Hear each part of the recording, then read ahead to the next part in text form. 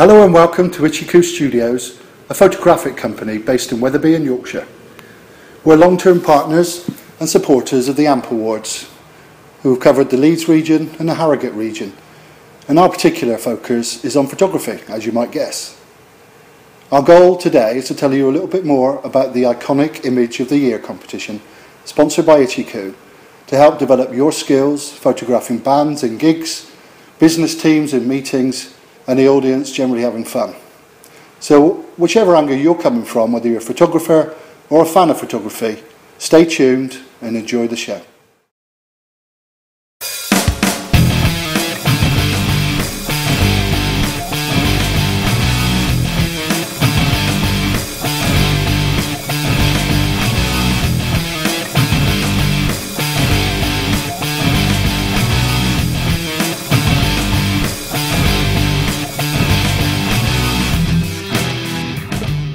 I just want to introduce you to my best friend. This is a Nikon D3X. I've wanted this for many years and invested a little while ago. But whatever camera you've got, wherever you are with photography, you can get some fabulous results out of a small point and shoot camera. But I'm going to talk you through some of the general settings that should be the same irrespective of what camera you have.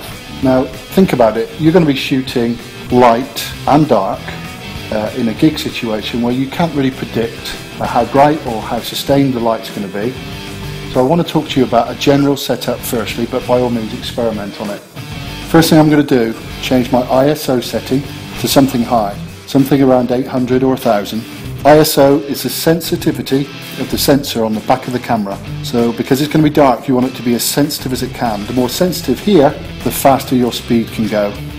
Now, if you can make that out, I've got it on a manual setting.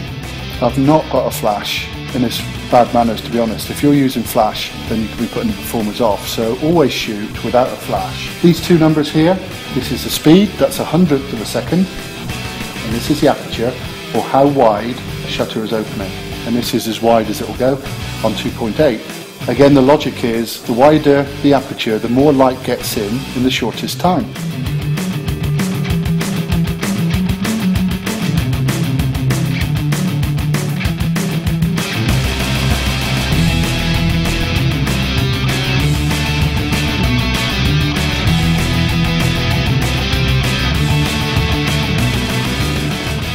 So, your choice of lens will get you a different shot.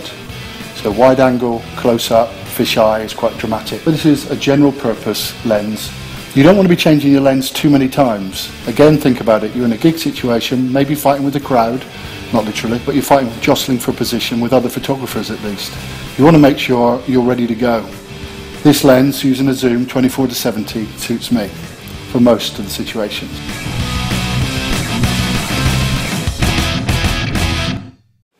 Let's talk about how you can get some different effects. Now, I talked about a first setup where I've got it at 100th of a second. What do you think would happen if I drop that down to say 1/25th or even slower, maybe a 15th of a second? Now, if you think about that, the shutter's open for a relatively long time. That means if there's any movement going by, it will be quite blurred. Now, to get a blurred picture is sometimes a bad picture, but sometimes it can be a great picture where it shows excitement and movement, but you have to be really still in the way you're holding the camera, so anything steady is still in focus. Now think about the opposite of that. If you move that up to say a 500th of a second, that's going to be a very, very short burst that the shutter's open, so it's going to freeze frame every single thing. You can only do that if obviously it's very bright, otherwise you're just going to end up with very sharp darkness. So let's take it back down to 100th, and let's think about aperture. That's the 2.8. What I'm doing by increasing that number is making the opening narrower. That means less light's getting in, but it also means the depth of field is really sharp. Now if you picture a typical picture of, say, a model, her face might be in focus, but her hair behind may be out of focus. That's a narrow depth of field. That means you're shooting on 2.8.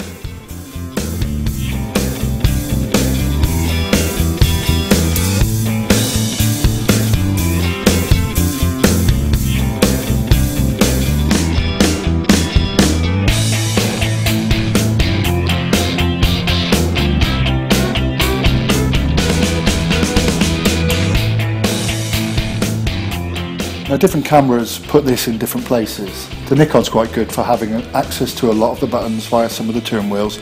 Sometimes you have to go into the menu and change some of your settings in the menu. So look carefully at your camera and look for something that looks like this. Now, this is about how your camera will expose the shot.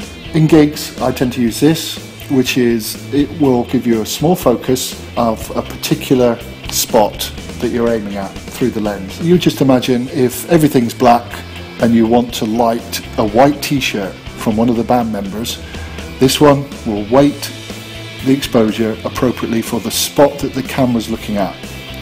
Alternatively, if you want the whole stage well lit, you might use this next one. Different cameras use slightly different language, but just consider that. Do I want everything exposed well, or a specific point in the shot to be exposed?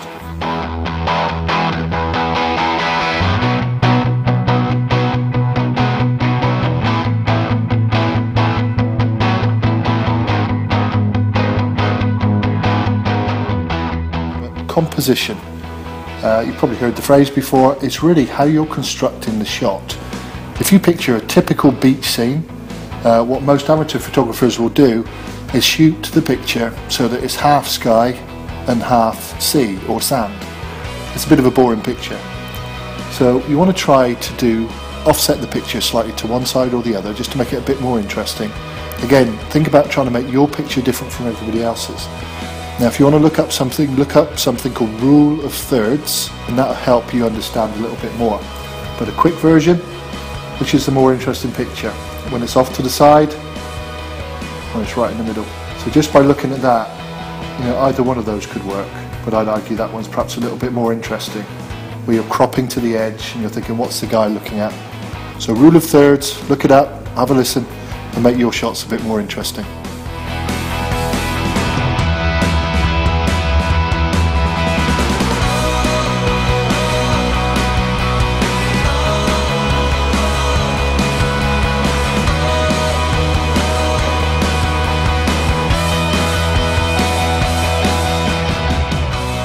Memorable images, the iconic images if you like, are the ones where someone's gone a little further, done something different.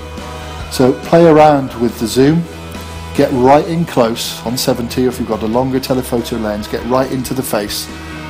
Likewise, go as wide angle as you can and shoot from underneath. Wide angle underneath changes the perspective, where the feet look huge and the head looks small, or even do it from the other way where you get above them. And then don't forget to do this. Turn around and point the camera back at the audience, because every time there's a good shot of the band, there's going to be an equally good shot of the audience behind being amazed by what's going on stage. And some of the best shots, I think, are when you think, what's everybody shooting, and can I shoot something different?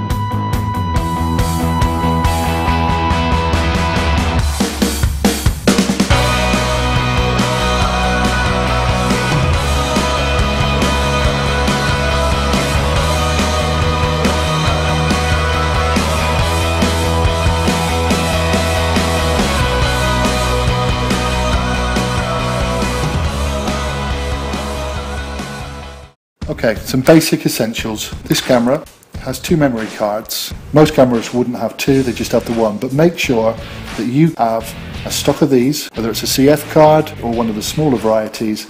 Just make sure you've got enough for the shots that you're going to be shooting today. The other thing, your battery may be in a different place. This is where the Nikon D3X keeps it. Make sure you've charged your battery. We've had tiers before where people turn up, they haven't charged, they take 3 shots and have got the rest of the gig to stand and watch their friends get the shots they wish they'd got. So charge up your battery, plenty of memory cards, and make sure you're good to go.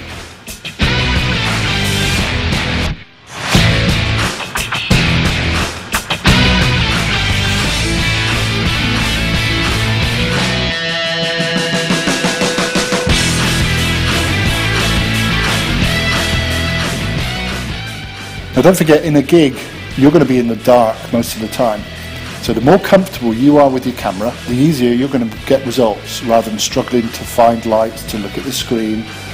But the more comfortable you are, the better. So try a little experiment. Close your eyes, put the blindfold on, stand in the dark.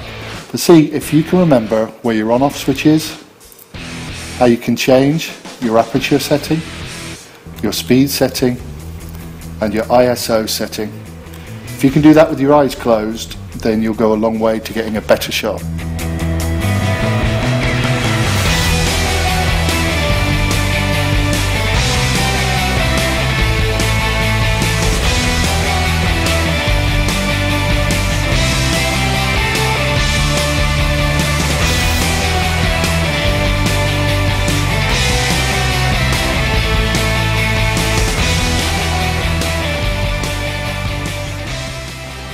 So I hope you found that interesting, informative, and give you something to think about when you're planning your shoot to win the ItchyKOO Iconic Image of the Year for this year's AMP Awards.